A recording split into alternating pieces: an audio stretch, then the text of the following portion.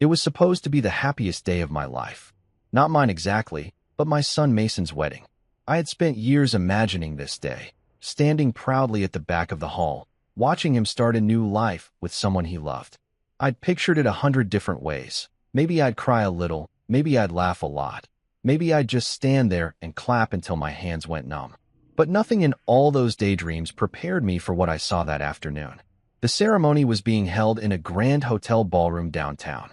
The kind of place where the chandeliers sparkled like stars and the marble floors looked like they cost more than my old truck. I wasn't used to fancy places like that, but I wore my best black suit, the same one I had worn when Mason graduated college. I even got my boots polished, the scuff marks hidden so no one could say I hadn't tried. I stood there for a moment, breathing deep, telling myself I belonged here because I was Mason's father and that meant something. They led me to my seat at the front row, right where family was supposed to sit. There was a little folded card on the chair, just like all the others. At first, I didn't notice anything strange.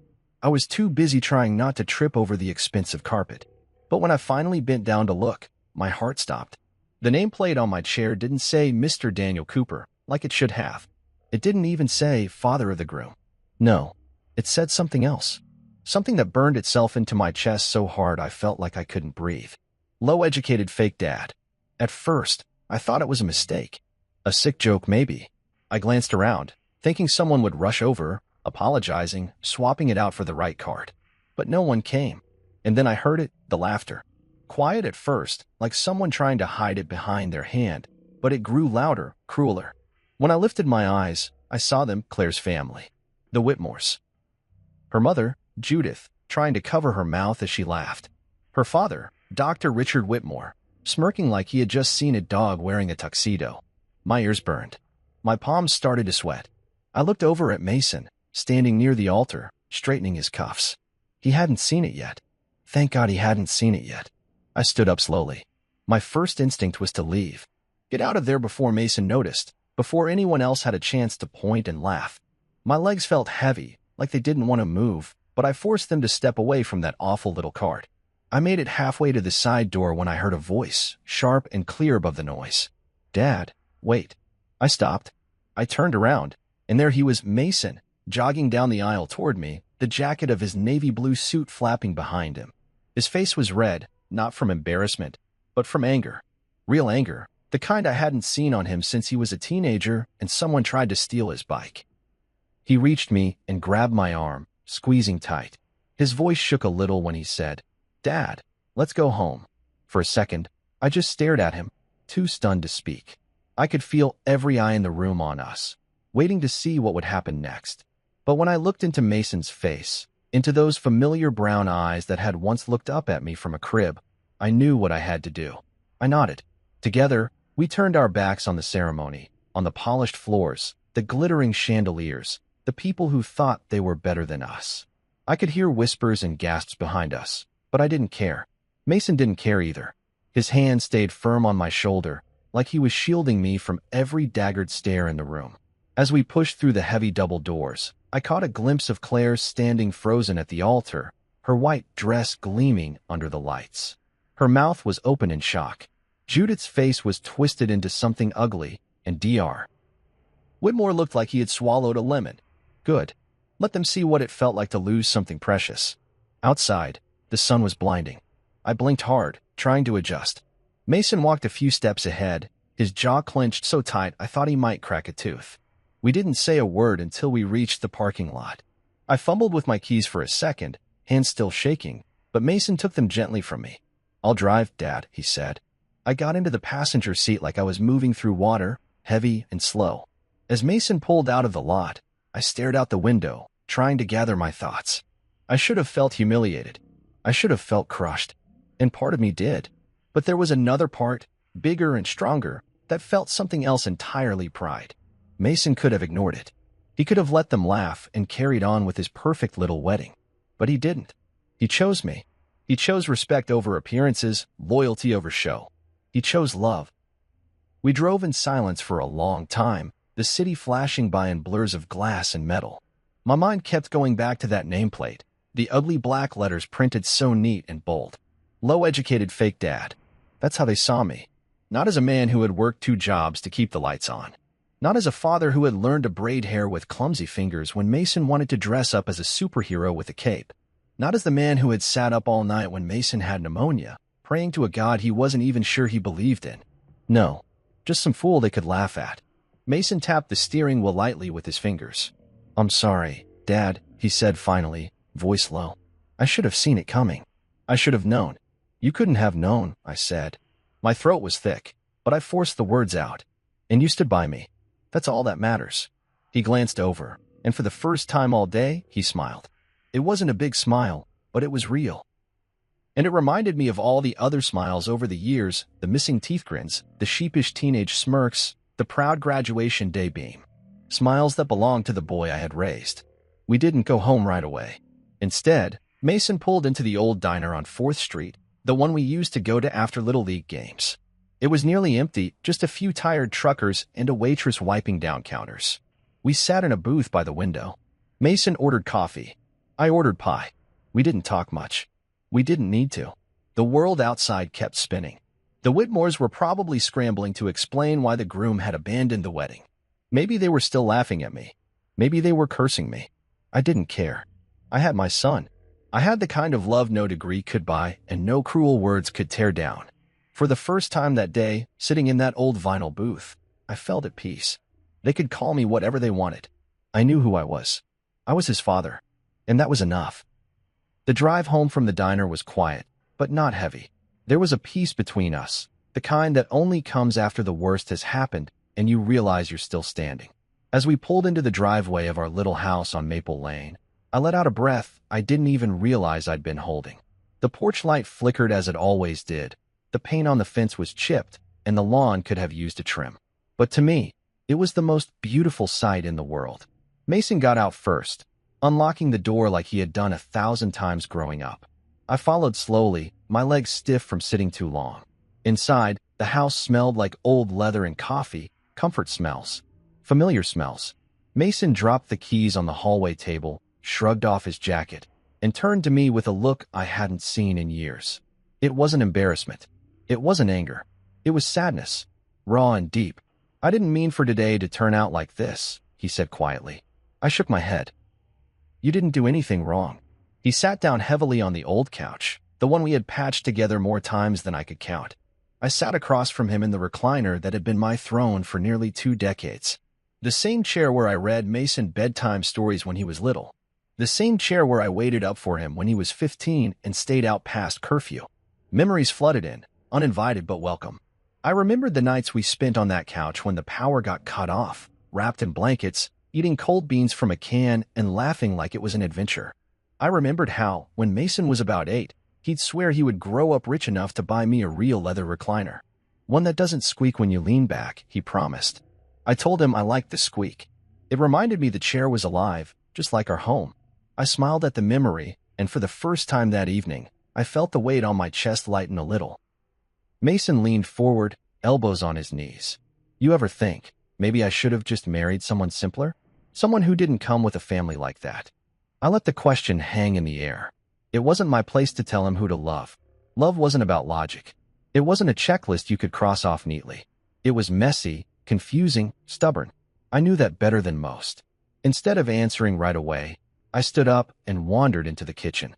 I pulled 2 beers from the fridge, cheap ones, the kind we used to split on Saturday nights after working on the truck, and handed one to Mason.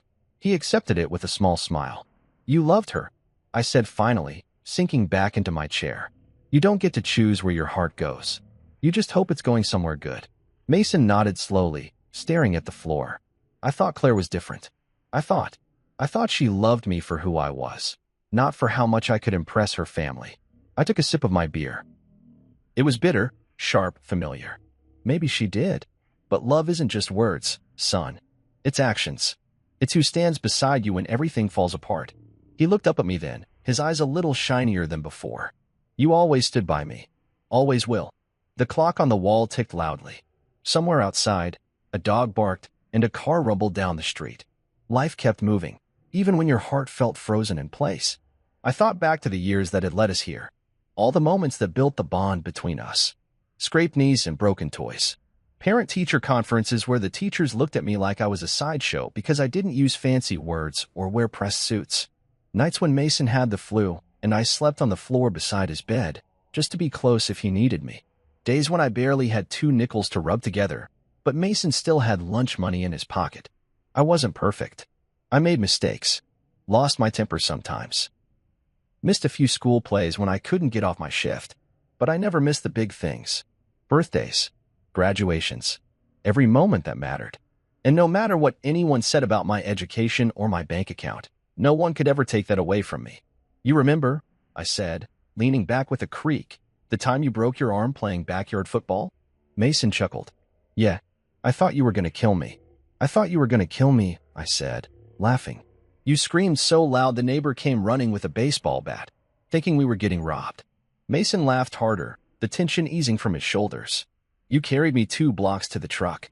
I was heavy back then. You were heavier because you wouldn't stop crying. We both laughed, the sound filling the small room like sunlight breaking through a storm. For a little while, we weren't the father and son who had just walked out of a ruined wedding. We were just 2 stubborn souls, bruised but unbroken, clinging to the one thing that had never let us down, each other. Later that night, after Mason went to bed in his old room, I sat out on the porch with another beer, watching the stars blink overhead. The air was cool, the kind that hinted at fall just around the corner. I rocked slowly in the porch chair, listening to the night sounds, crickets, the distant hum of traffic, the creak of the old wood beneath me. I thought about Claire's parents, about all their money, their degrees, their polished words. None of it had taught them kindness. None of it had taught them respect. They had everything a man could want, except the one thing that mattered most, heart. And maybe, just maybe, the world had a funny way of balancing things out. I didn't know then what would happen next. I didn't know about the news that would break the following morning, or how the very people who had laughed at me would find themselves the laughingstock of the town. But in that moment, sitting on my porch with the night wrapped around me like an old blanket, I knew one thing for certain. I had already won. I had raised a good man. And no insult, no nameplate, no cruel laughter could ever take that victory away. I took a long sip from the bottle and tipped my head back, smiling up at the stars. Let the world think what it wanted. I knew the truth, and so did my son. There's a certain kind of fight that lives deep inside you when you're a man who's had to claw his way through life with nothing but bare hands and stubbornness. I never planned on being a single father. Nobody plans for something like that. Laura and I thought we had forever. She was the smart one between us, the one with dreams bigger than our little town could hold. When she got sick, it felt like the world tilted sideways, and no matter how hard I tried to straighten it, it never really went back. After she passed, it was just me and Mason. I was 24 years old with a mortgage I couldn't afford, a toddler who cried for his mother every night, and a hole in my chest so wide I didn't think anything would ever fill it. People whispered about me back then. I could hear them in the grocery store when they thought I wasn't listening. Poor kid, he doesn't have a chance. Daniel Cooper's gonna mess that boy up. He should just give the kid to Laura's parents. They've got money, education, a proper home. Laura's parents, the Holloways, didn't waste any time. 2 weeks after the funeral, they showed up on my doorstep with a lawyer and a custody petition. I still remember standing on that porch, Mason clinging to my jeans, staring down at Laura's mother with her perfect hair and her eyes sharp enough to cut glass. She looked at me like I was something she found stuck to the bottom of her shoe. Be reasonable, Daniel, she said, like she was offering me a deal and not trying to steal my whole world away. You can't possibly raise him alone. He needs better. I didn't say much. Never been the type for fancy speeches. I just told them no. Simple as that. They didn't listen. Took me to court 3 times. Tried to paint me as unfit because I never finished high school, because I worked with my hands, because my house was small and my wallet was even smaller. I'll never forget the feeling of sitting in that courtroom, wearing the only tie I owned, listening to their lawyer talk about me like I wasn't even human, like I was just some obstacle standing between them and what they wanted. They had charts and expert witnesses and photographs. I had calloused hands, bloodshot eyes, and the desperate love of a man who had lost everything except his boy. It should have been a slaughter. On paper, I didn't stand a chance. But sometimes, God sends you an angel in the ugliest battles. Her name was Julianne Price, court-appointed attorney, barely out of law school. She looked like she should still be taking exams, not fighting battles in front of a judge. But she fought for me like I was her own blood. She dragged every dirty trick the Holloways tried into the light. She showed the court what they really cared about: control, not love. The day the judge ruled in my favor, Mason was curled up on my lap, playing with my work boots. I didn't even hear the first part of the decision. All I heard was the part that mattered. Full custody granted to Mr. Daniel Cooper. I broke down right there in the courtroom. Couldn't help it. Ugly, choking sobs that I tried to swallow but couldn't. Julian just patted my back awkwardly and said, "You earned this. Don't let anyone tell you different." I didn't. From that day forward, Mason was mine to raise, mine to protect. Every scraped knee, every spelling test, every Christmas morning when there was barely enough under the tree but somehow it was still magical, I gave it to him with everything I had. Sometimes, late at night when he was little, I'd sit by his bed and just watch him breathe. I was so scared I would screw it all up. That somehow love wouldn't be enough. That maybe the Holloways were right and I wasn't good enough. But every morning when Mason woke up and grinned at me with that gap-toothed smile, I told myself I could figure it out. And I did. Not perfectly. Not by any parenting book standards. But by the only one that mattered: showing up, staying, loving without limits. As he got older, the world didn't get any kinder. Teachers who looked down their noses when I showed up to conferences in my oil-stained boots. Other parents who invited Mason to birthday parties but not me to barbecues. It hurt sometimes, more than I wanted to admit. But Mason never cared. He'd come home from school talking about the kids whose parents had PhDs or corner offices, and I'd brace myself for the day he'd start to wish he had someone better for a father. But it never came. Instead, he'd say things like, "Dad, you're the smartest guy I know. You can fix anything." And he meant it. Not because I could solve algebra problems or negotiate business deals, but because he trusted that when he needed me, I'd always be there. When Mason turned 15, I sat him down and told him about the court battle. Told him how close I came to losing him. I thought he deserved to know. I expected anger maybe, or sadness. But he just sat there quietly, then hugged me so tight I thought my ribs would crack. "You didn't lose me, Dad," he said. "You never will." Now, sitting on the porch all these years later, those words came back to me clear as a bell. After everything, the nameplate, the laughter, the humiliation, none of it could touch that bond. They didn't know the battles we had fought together. They didn't know the nights spent wrapped up in each other's stubborn love. They saw a low-educated mechanic. They didn't see the man who had rebuilt a whole world with 2 battered hands and a heart that refused to quit. I closed my eyes, letting the cool breeze wash over me. Mason was asleep inside, safe under the same roof that had sheltered him through scraped knees, broken hearts, and teenage rebellions. My boy, my pride, my proof that love didn't need a degree or a pedigree to be real. Tomorrow, the world would keep turning. Maybe it would bring more trouble. Maybe it would bring surprises. But tonight, in the quiet darkness of our little corner of the world, I knew this much. I had chosen to fight for Mason when it mattered most, and I would choose it again, 1,000 times over. Because at the end of it all, love wasn't measured in letters after your name. It was measured in the hands that picked you up when you fell. The arms that carried you home when you couldn't walk. The heart that never, not for a single moment, stopped believing you were worth it. And by that measure, I was the richest man alive. There's a certain pride that comes from building something with your own 2 hands, even when no one else sees it. Our life wasn't made of fine things, but it was real. Every crack in the wall, every squeaky step on the stairs, every mismatched plate in the kitchen cabinets, it all told a story. A story of surviving. Of laughing when there wasn't much to laugh about. Of building a life that was ours. After the custody battle, I was working 2 jobs, days at the factory, nights fixing trucks in the neighbor's garage. Sometimes I'd crawl into bed at 2 in the morning, too tired to even take my boots off. But when Mason would wander into my room in his footy pajamas and climb onto the bed, curling up against me with a sleepy, "Love you, Dad," it made every aching muscle worth it. I didn't know much about raising a kid the right way. Never had a manual. Never had anyone showing me how to do it. My own father had been long gone before I even hit my teens. It was just me, guessing half the time, learning as I went.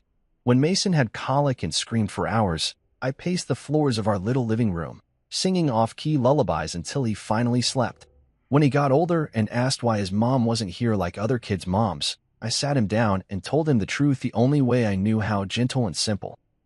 "She loved you more than anything," I said once, rubbing his back as he blinked up at me with tearful eyes. "And she's watching you every day. You're her best thing." He believed me. And maybe, In some ways, that belief kept both of us going. Money was tight in those years. Real tight. There were days when I skipped dinner just to make sure Mason had enough on his plate. Nights when the electricity company threatened to shut us off. I learned how to stretch a dollar so far it could snap. Hand-me-down clothes, used toys from the thrift store, school supplies bought late when they were on clearance. But you know something funny? Mason never once complained. Not when he had to wear sneakers with duct tape on the toes. Not when Christmas meant just one present under the tree. Not when his friends had video games and new bikes and he made do with a football we patched up with shoe glue. Instead, he made me proud in ways I can't even explain. He worked hard at school. He was kind. He helped neighbors rake leaves and shovel snow without being asked. And every time he ran home, sweaty and muddy from playing outside, shouting "Dad," guess what? Like I was the only person in the world he wanted to tell, I knew we were doing just fine. We didn't have a big backyard, but we had enough space for a beat-up old grill and 2 lawn chairs. Every summer, I'd save up for a small camping trip, just me and Mason in a tent that leaked when it rained. We'd fish in muddy rivers, roast marshmallows until they caught fire, and tell ghost stories that made us both laugh too hard to be scared. Those weekends were messy, cheap, and perfect. One night, Mason must have been about 10, we lay under the stars, staring up at the sky. He rolled onto his side and looked at me with a seriousness that didn't match his missing front teeth. "Are we poor, Dad?" he asked. The question hit harder than any punch. I wanted to lie, wanted to tell him we were just like everyone else. But I didn't want to build our life on lies. I thought about it for a second, then said, "We don't have a lot of money, but we're rich in the stuff that matters." He frowned, confused. "Like what?" "Like love. Like laughs. Like always having someone who's got your back." He nodded thoughtfully, like he was storing that answer away somewhere deep inside him. Then he grinned, crooked and full of life. "Then we're the richest people ever." I laughed so hard that night I scared off half the wildlife in the woods. Time kept moving forward, faster than I liked. Mason grew taller, sharper, smarter.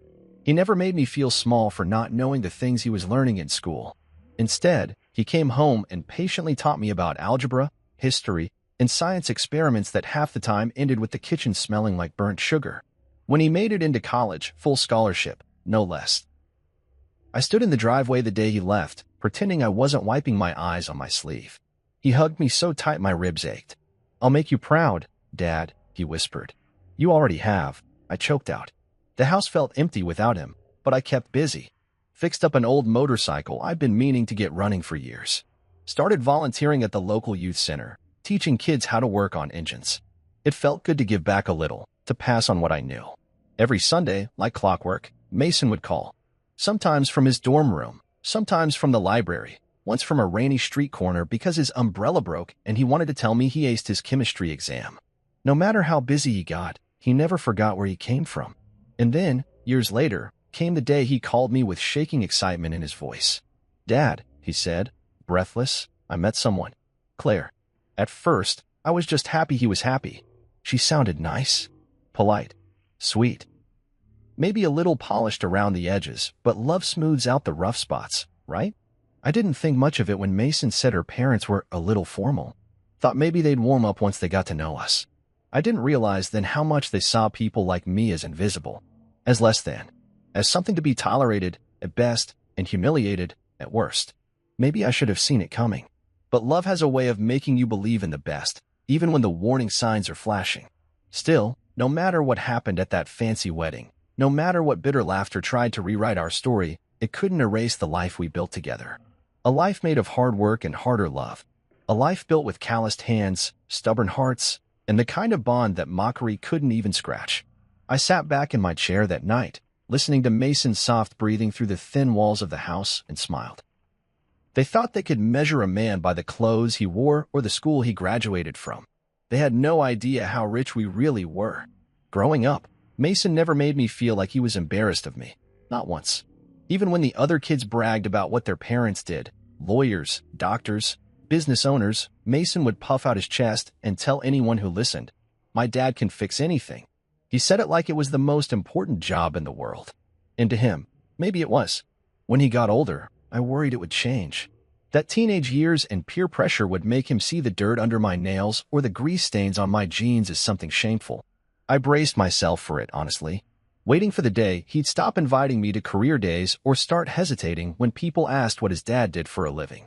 But that day never came. Instead, I remember the time his high school held a career fair. Kids brought in their parents to talk about what they did.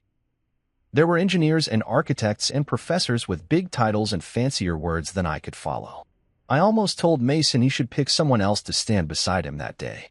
I didn't want to embarrass him, but he wouldn't hear it. "You're coming, Dad," he said firmly. "You're the smartest man I know." So I went. Wore my best pair of jeans, a clean work shirt, even combed my hair back like Mason used to when he played dress-up as a kid. I stood next to him while he introduced me to his classmates and teachers. "This is my dad," he said, proud as anything. "He's a mechanic. He can fix cars, trucks, lawnmowers, anything with an engine. He even built a go-kart for me from scratch when I was 10. The kids' faces lit up. Some teachers smiled politely, but a few genuinely looked impressed when Mason told them about how we used scrap parts and still made that little go-kart run like a dream. Driving home that night, Mason leaned over and said, "Some dads wear suits, but mine can build things with his hands. That's way cooler." I don't think he realized what that meant to me. Maybe he never will. Even when he left for college, surrounded by kids from rich families with polished backgrounds, he never stopped being proud of where he came from. He'd send pictures of him in his dorm room, grinning like a fool, a poster of a classic Mustang behind him, a car we had rebuilt together one long, greasy summer. Once, during his second year, he brought a few friends home over break. I worried what they'd think of our small house, the cracked driveway, the second-hand furniture. But Mason acted like it was a palace. He showed them the workshop out back where we had spent countless weekends. Told them stories about learning to change oil before he learned to drive. He even pointed proudly at my old recliner in the living room and said, "Best chair in the world." Sat there every night listening to my dad's crazy stories. And when one of his friends joked about the tiny kitchen, Mason just laughed and said, "Yeah, but you've never had burgers better than my dad's." He made me feel like I was 10 feet tall. That's what love does. It doesn't hide you in the shadows. It shines a light on you, even when the rest of the world looks away. Claire entered his life not long after that. I could tell he was head over heels from the start. He talked about her like she was made of sunlight. She was smart, top of her class, working toward a career in international law. Mason couldn't stop grinning whenever he mentioned her. The first time we met, she was polite, a little stiff maybe, but kind enough. I chalked it up to nerves. Not everyone knows what to say to a man who makes his living elbow-deep in engines. Her smile was tight, her words careful, like she was afraid to step in oil just by standing next to me. But Mason looked at her like she hung the moon, and that was enough for me. It wasn't until later, at family gatherings and dinners, that I noticed the small cracks. The way her parents would talk over me at the table, using words meant to confuse or belittle. The way Claire would sometimes wince when I mentioned work, like I had said something uncivilized. The way she introduced me to her friends once, not as Mason's dad, but as the man who fixed our car. Still, I told myself it didn't matter. Maybe I wasn't their kind of people. Maybe they just needed time. Maybe love could smooth it over the way it always had before. But now, looking back after what happened at the wedding, I realize love alone isn't always enough to bridge certain gaps, especially the kind built from pride and prejudice. I remember one particular conversation with Mason about 6 months before the wedding. We were fixing up the porch swing, replacing a few rotten boards. He was hammering away while I held the new slat steady. "You think Claire's parents like me?" he asked, out of nowhere. I shrugged, careful with my words. "They don't know you like I do. Give it time." He nodded, but the furrow between his eyebrows stayed. "Sometimes I think they see me as." "I don't know. Not good enough," he muttered. "More to the nails than to me." I set down the slat and wiped my hands on my jeans. "Listen, son," I said carefully. "Some people are born thinking they're better than others because of where they went to school or how many zeros are on their paycheck. That's their problem, not yours. You measure a man by how he treats the people who can't do anything for him. By his heart, not his wallet." Mason didn't say anything for a long moment, just kept hammering. But his jaw was set, and I could tell he was storing those words away the same way he always did when something mattered. Maybe that's why, on the day of the wedding, when he saw that awful nameplate and heard the laughter, he didn't hesitate. He remembered what mattered. He chose love over appearances. He chose respect over status. He chose me, not because I was the perfect father, not because I had wealth or titles to offer, but because, when everything else was stripped away, money, education, fancy suits, and big houses, what was left was a bond built from years of late nights, early mornings, scraped knees, burned dinners, repaired engines, bedtime stories, and 1,000 little moments of showing up. And sometimes, that's more than enough. Sometimes, it's everything. The Whitmores were the kind of family that wore their pride like armor. Everything about them was polished, rehearsed, and just a little too perfect. From the first time I met them at a dinner party Claire's parents threw, I could feel the difference. They spoke in clipped, proper tones, like every word was a carefully measured performance. They shook hands too firmly, smiled too tightly, and when they talked about their achievements, degrees, investments, business ventures, it wasn't conversation. It was competition. I tried to fit in. God knows, I tried. I showed up in the best clothes I could afford, kept my elbows off the table, minded my manners the way Laura had once taught me. I smiled when they dropped fancy terms about stocks and private equity. I nodded politely when Dr. Whitmore bragged about the prestigious universities in their family line like it was a crown he wore. But no matter what I did, it wasn't enough. They didn't see me as a man who had raised a son through blood, sweat, and broken dreams. They didn't see the father who had stayed up for days to nurse a sick boy back to health, who had learned how to braid hair for school plays, who had taught a child how to ride a bike by running behind him for hours even though his legs screamed with pain. They didn't see love. They saw dirt under my nails and a high school dropout. They saw someone they couldn't parade in their cocktail parties or drop into conversations with their ivory tower friends. Still, I held my tongue. For Mason's sake. I smiled when they talked down to me, laughed when they made jokes that stung, and swallowed my pride like a bitter pill. Because Mason was happy. Because I believed, foolishly maybe, that marriage would build bridges where words had failed. In the weeks leading up to the wedding, there were signs. Small ones. Claire gently suggesting I get a new suit, something more appropriate for the venue. Judith Whitmore offering to arrange a speech coach if I wanted to say a few words at the reception, said with a syrupy sweetness that barely hid the insult. Dr. Whitmore sending me an etiquette book in the mail with a note. A little light reading before the big day. I could have gotten angry. Lord knows, a younger version of me might have thrown those words right back at them. But years of raising Mason had taught me patience. Taught me to pick my battles. I wasn't about to cause a scene and embarrass Mason at his own wedding. So, I tucked my hurt deep inside. I smiled through tight teeth. I told myself that one day, when Mason had a family of his own, when he held his own child in his arms, he'd understand that sometimes love meant swallowing your pride so your kids could have their day. I wore the new suit.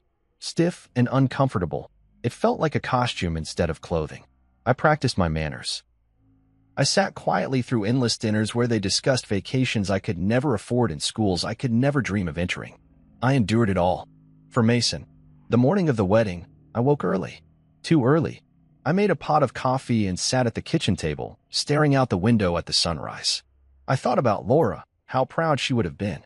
I thought about the little boy who used to crawl into my bed after nightmares and how he was now a grown man about to start his own life. I told myself that today would be about Mason, not about me, not about the Whitmores. I tucked my hands into the pockets of my new suit and whispered to the empty kitchen, "You did good, Laura. We did good." I drove to the venue with my heart in my throat. The ballroom was grander than I had imagined. Glittering chandeliers, gold-trimmed walls, music floating through the air like perfume. Guests in tuxedos and silk dresses floated around like it was some kind of royal ball. I felt like a bull that had wandered into a china shop. Still, I smiled. I shook hands. I let Judith kiss my cheek and pretended not to notice the way she immediately wiped her hand on her dress. I even laughed at Dr. Whitmore's jokes, even though every word dripped with condescension. Then came the moment that shattered it all. I walked to my assigned seat, trying to ignore the sideways glances, the whispers.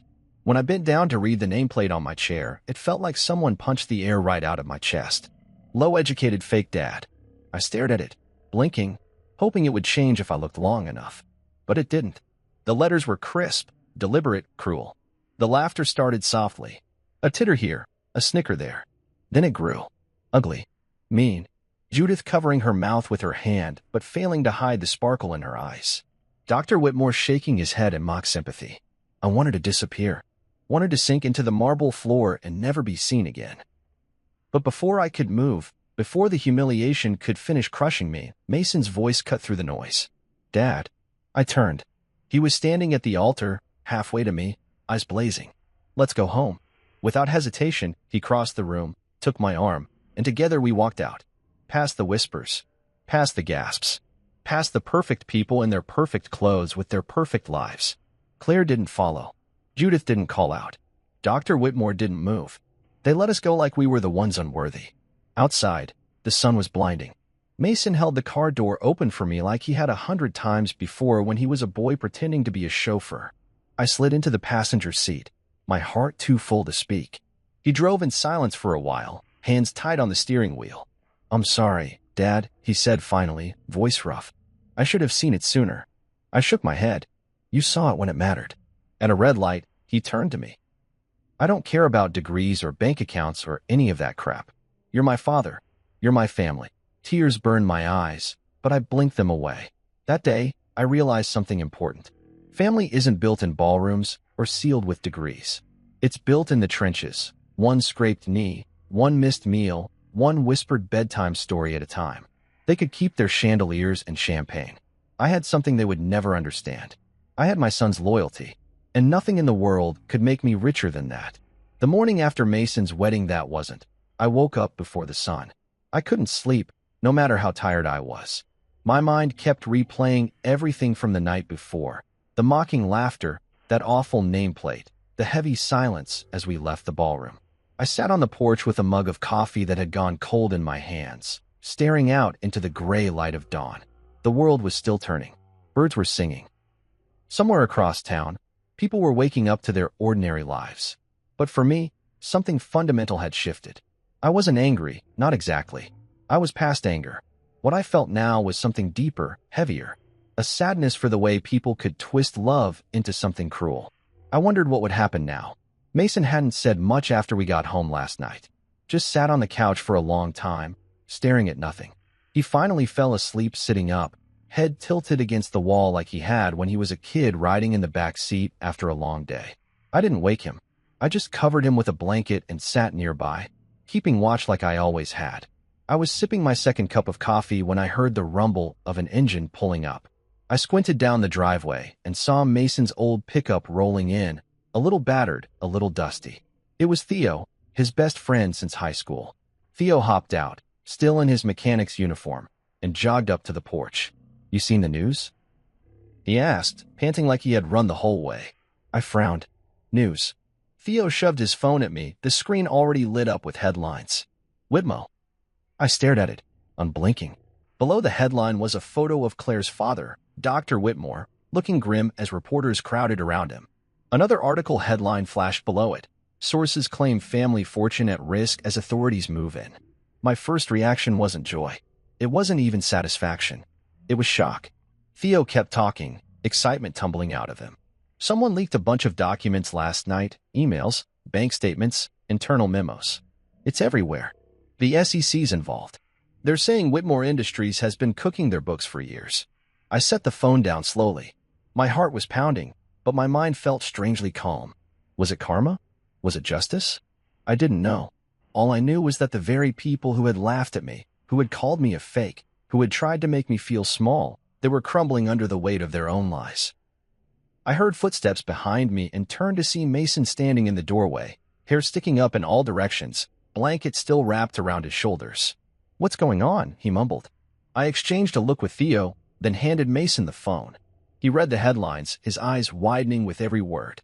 For a long moment, he said nothing, just stared at the screen like it was written in a language he didn't understand. Then, slowly, he let out a breath and sank down onto the porch steps. I don't even know what to feel, he said finally. I sat down beside him. You don't have to feel anything right now. Just breathe. Theo clapped him on the shoulder. Better to find out now than later, man.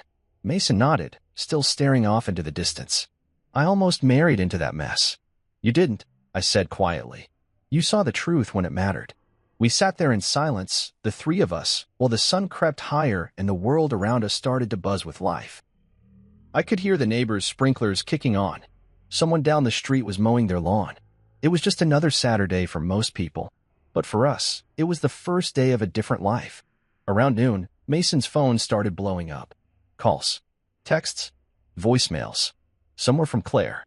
Some were from her parents. Some were from people who had been at the wedding, desperate to know what we knew, if we had been part of the leak. Mason didn't answer a single one. He just sat there, staring at the phone, shaking his head. At one point, he turned to me and said, "Dad, do you think they ever loved me? Or was it always about appearances?" I hated that question. Hated that he even had to ask it. "I think they love the idea of you," I said carefully. "The image. The connection. But real love? Real love doesn't humiliate. It doesn't mock. It doesn't care about where you came from or what you wear or what you do for a living. It shows up when you fall. It holds on when things get ugly." Mason swallowed hard. "I don't think they ever really saw me. They didn't deserve to," I said simply. In the afternoon, the news got worse for the Whitmores. More documents surfaced. Anonymous sources came forward. Former employees spoke to the press. It was a tidal wave, and no matter how hard they tried to spin it, they were drowning. Theo eventually left to get back to work. Mason and I stayed on the porch, watching it all unfold from a battered old laptop he set up on the table between us. At one point, we saw a live clip of Dr. Whitmore being swarmed by reporters outside his office. His face was pale, drawn, nothing like the smug man who had smirked at me across the ballroom just a day before. Judith was there too, clutching her pearls like they could save her. Claire wasn't visible in the crowd. Maybe she was hiding. Maybe she was just smart enough to stay away. Mason watched for a few minutes, then closed the laptop with a sigh. "I don't want anything from them," he said. "Not their money. Not their apologies. Nothing." "You don't need anything from them," I said. "You've got everything you need right here." He looked at me then, really looked at me, and for the first time in a long time, I saw peace in his eyes. Maybe not happiness yet, but peace. That night, we grilled burgers in the backyard. Just the two of us.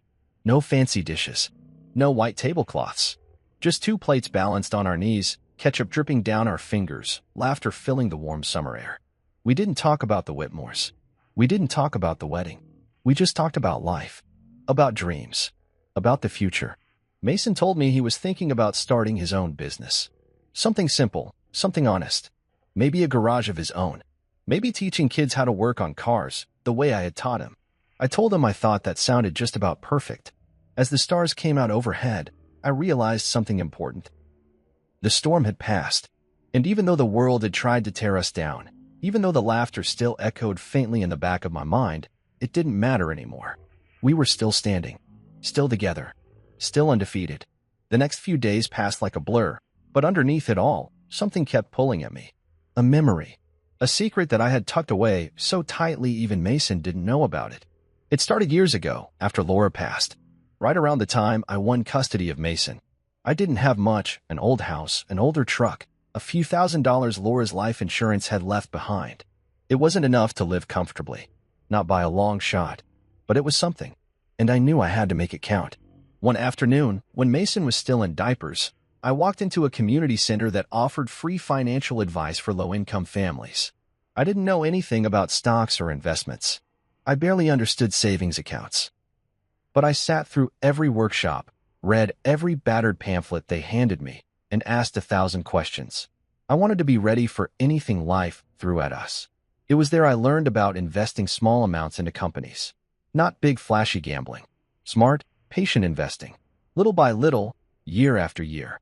And funny enough, one of the companies I had put a small chunk of Laura's insurance money into was Whitmore Industries.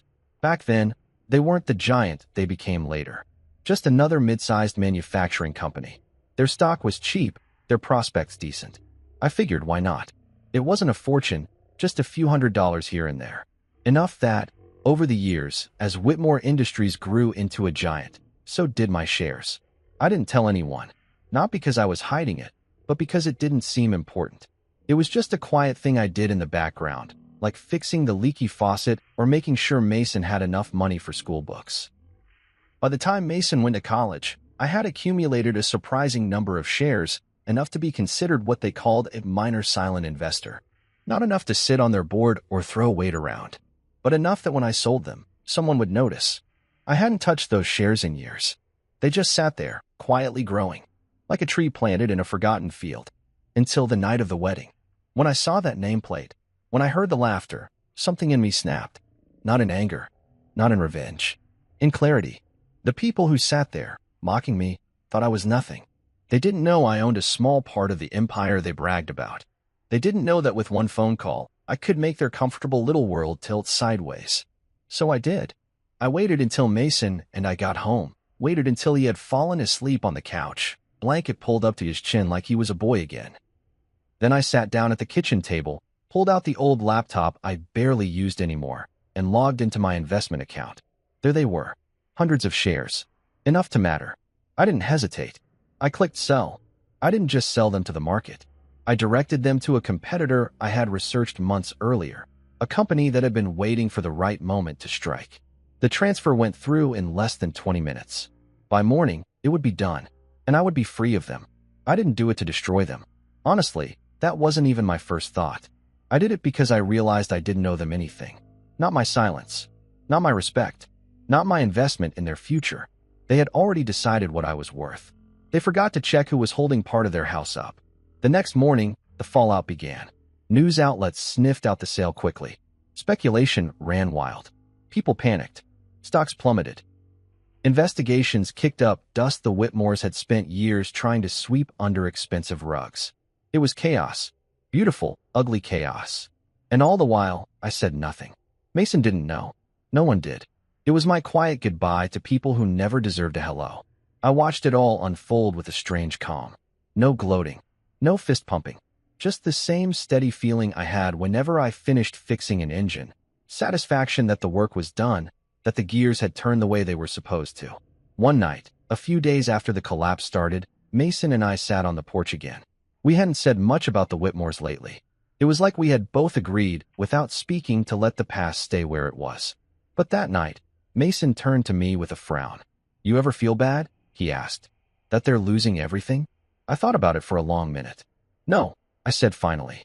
"Because what they built was hollow. It was built on lies. On hurting people smaller than them. It was always going to fall. They just didn't think it would happen so soon." Mason nodded, staring out at the stars. "You think Claire knew?" he asked after a while. I shrugged. "Maybe. Maybe not. Doesn't change anything." He sat quietly, shoulders hunched like he was carrying something heavy. I reached over and clapped a hand on his back. "You don't owe them anything, Mason," I said. "Not your guilt. Not your regret. Sometimes, when a house catches fire, it's not your job to run back inside." He let out a shaky breath. I wanted it to be real, you know? The love. The family. All of it. "I know, son," I said softly. "And it will be. One day. With someone who doesn't need to measure your worth before they decide to love you." We sat in silence after that. Comfortable. Steady. Like two stones in a river, weathered but unmovable. Inside the house, the old clock ticked on. The world turned. And for the first time in a long time, I felt like we were exactly where we were supposed to be. A week later, I officially closed my investment account.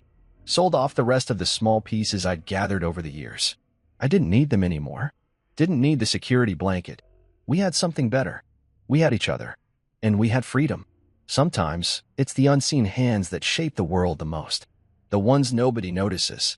The ones the rich and powerful laugh at, dismiss, or forget. Until those hands quietly let go. And everything they thought was unshakable starts to fall. I didn't need their approval. I didn't need their apology. I didn't even need them to know it was me. The only thing I needed was already sitting beside me on that porch. A son who had chosen me. And a life that no amount of money could ever replace. Life has a way of surprising you when you least expect it. After everything that happened. The wedding disaster, the collapse of Whitmore Industries, the endless stream of news articles painting Claire's family in a new, uglier light, I thought Mason might be broken for a long time. Thought he might wall himself off, become hard and bitter like some men do after betrayal. But that's not the kind of man Mason was raised to be. Slowly, like the first stubborn buds pushing through frozen soil, he started to heal. It began with small things. He got up early again, started fixing things around the house without being asked, changed the oil in the truck, painted the porch railing. Little tasks that might have seemed meaningless to someone else but meant the world to me. They meant he was choosing life over anger, movement over bitterness. One morning, I found him sitting at the kitchen table with a pile of notebooks and a laptop spread out in front of him. "What's all this?" I asked, pouring myself a coffee. He looked up, his eyes brighter than I'd seen them in weeks. I'm thinking about starting my own garage, Dad. I blinked. Your own business? He nodded. Not just repairs. Teaching too. Classes for high school kids who want to learn a trade. Apprenticeships. Real work with real skills. Pride surged so fast in my chest it almost knocked me over. That's a damn good idea, son, I said, smiling so wide my cheeks hurt. He grinned back, a little sheepishly. Figured it was about time I started building something real. Something that matters. Over the next few weeks, Mason threw himself into planning. He found an old building on the edge of town, an abandoned mechanic's shop with cracked windows and a roof that needed fixing. It was a mess, but it had good bones, just like Mason. Strong, steady, built to last. I helped him every step of the way. We patched drywall, replaced broken tiles, cleaned out years of dust and grime. Some nights we worked until midnight, covered in paint and sweat, laughing about how sore we'd be in the morning. But there was joy in the work, a kind of sacred satisfaction that money couldn't buy. And somewhere along the way, something even better happened. Mason met Leah. It wasn't some grand movie moment with fireworks and slow motion running across a field. It was simpler than that. Realer. She worked at the hardware store where Mason and I made what felt like 100 trips every week. Short woman, big brown eyes, calluses on her hands from working the floor. No makeup, no airs. Just a bright laugh and a way of talking that made you feel like you mattered. I saw it happen almost in slow motion. One afternoon, Mason was arguing with the clerk about the difference between two brands of sealant when Leah stepped in, patiently explained the difference, and gave Mason a smile that turned him into a stammering fool. That night, he couldn't stop talking about her. She's smart, Dad, he said, practically glowing. She knows more about tools than I do. I just smiled and said, sounds like you finally met your match. It didn't take long. A few coffee dates turned into dinners. Dinners turned into long walks through the park. Long walks turned into nights when Mason came home humming under his breath like a man with a brand new song in his heart. He brought her over to dinner a month later. I made my famous burgers on the grill, and we ate out back under the stars. Leah fit right in, laughing at our terrible jokes, teasing Mason about how he still couldn't remember the difference between a Phillips and a flathead screwdriver. But what struck me most was how she looked at him. Not like he was surprised to be one. Not like he was a stepping stone to a better life. She looked at him like he was already enough. And for a man who had spent too many months questioning his worth, that look was everything. Later that night, after Leah had gone home and Mason and I were cleaning up, he turned to me, shy and serious. I think she's the one, Dad. I clapped a hand on his shoulder. You'll know. When the time's right, you'll know. And he did. 3 months later, Mason proposed. Nothing fancy. No flash mobs or choreographed dances. Just a quiet evening in the little shop he was still fixing up, kneeling on one dusty knee with a simple ring and a heart full of hope. Leah said yes before he even finished the question. The wedding was a small affair. Backyard, under the old oak tree that Mason used to climb as a boy. Close friends, a few neighbors, Theo as the best man. No fancy nameplates. No marble halls. No one cared about degrees or income brackets. All that mattered was the laughter that filled the air and the tears that filled my eyes as I watched my son marry a woman who saw him for everything he was and nothing he wasn't. When they exchanged vows, Mason didn't talk about wealth or appearances. He talked about loyalty, about late nights fixing broken things together, about love built through work and patience and stubborn hope. When it was over and Mason and Leah danced barefoot in the grass, I sat back in a lawn chair, a cold beer in my hand, and felt a peace deeper than any I'd ever known. We had come full circle. From a courtroom where I fought to keep my son, to a ballroom where they tried to laugh me away, to a backyard where real love finally stood tall and proud. Later that night, Mason found me sitting on the porch steps, watching the stars. He dropped down beside me, still in his wedding clothes, tie loose, hair a mess from all the dancing. Thanks for everything, Dad, he said quietly. You did this yourself, son, I replied. You built this life. You chose it. He shook his head. I wouldn't have known how to choose it if you hadn't shown me first. For a long moment, neither of us said anything. Just sat there, shoulder to shoulder, the night wrapping around us like a blanket. And I realized something. The battles I had fought, the humiliation, the sacrifices, the loneliness, they had all been worth it. Every scraped knuckle, every sleepless night, every whispered prayer when I didn't know how we were going to make it. Because they led to this, to a son who knew what real love looked like. and a life richer than any fortune could buy. Sometimes I sit on the porch in the evenings, a cold drink in my hand, watching the sunset bleed across the sky. I rock slowly in my old chair, the wood creaking under my weight, and I think about the life I built, not with bricks or blueprints, but with hands that stayed steady when the storms came. I watch Mason through the open window, inside the house he helped rebuild with Leah. Their twins, Lily and Jack, tumble across the living room floor, a blur of giggles and tiny socked feet. Leah chases them, laughing breathlessly, while Mason pretends to be a growling bear, crawling after them on all fours. Their home is simple, like mine always was. No grand chandeliers, no marble floors. Just a place built with love, patched with patience, and filled with a laughter so real it hums in your bones. Every so often, Mason glances out the window at me, grins, and waves. I wave back, feeling something settle deep inside me, something stronger than pride, deeper than satisfaction. Peace. Years ago, when Claire's family tried to shame me at that wedding, I thought maybe they had stolen something from me. Maybe they had left a mark that would never heal. But now, looking at the life Mason and Leah have made, I realize the truth. They didn't steal anything. They only revealed what had been strong all along. Family isn't measured by titles, or wealth, or the kind of degrees you hang on the wall. It's measured by who shows up, who stays, who loves you when loving you isn't fashionable. It's measured by scraped knees kissed better, by broken hearts patiently mended, by old trucks kept running longer than they should. It's measured by two tired hands that built a life out of nothing but grit and a whole lot of stubborn hope. I lean back in the chair and close my eyes for a moment, letting the evening breeze brush against my face. I think about Laura, about the promises we made when we were young and reckless and thought we had all the time in the world. I like to believe she's still watching, somewhere beyond the clouds, smiling at the life we carved out of heartbreak and hard days. I imagine her sitting beside me now, laughing that soft laugh she always had, reaching over to squeeze my. You both did good. Sometimes Mason comes out after the kids are in bed, carrying 2 beers. He'll sit beside me, stretching his long legs out in front of him, and we'll talk about nothing and everything. About how Jack thinks he's a dinosaur, about how Lily refuses to go to sleep unless she hears 3 bedtime stories in a row, about how scary it is to raise kids, to wonder if you're doing it right, to worry you're making mistakes you can't see yet. I get scared sometimes, Dad, he admitted once, staring up at the stars. Scared I'll mess it all up. I chuckled low in my throat, took a slow sip of my drink, and said, "Welcome to being a parent." He laughed, shaking his head. "But you made it look easy." I turned to look at him then, at the strong, kind man he had become. "It wasn't easy," I said. "Not for a single minute. I just loved you enough to make it through." That's the secret no one tells you about family, about life. It's not about getting everything right. It's not about never falling down. It's about getting back up. Every single time. About showing up even when you're tired, even when you're scared, even when you don't have a clue what you're doing. It's about loving so hard that all the broken pieces start to fit together in new ways. And sitting there beside my son, under a sky full of stars, I realized something else.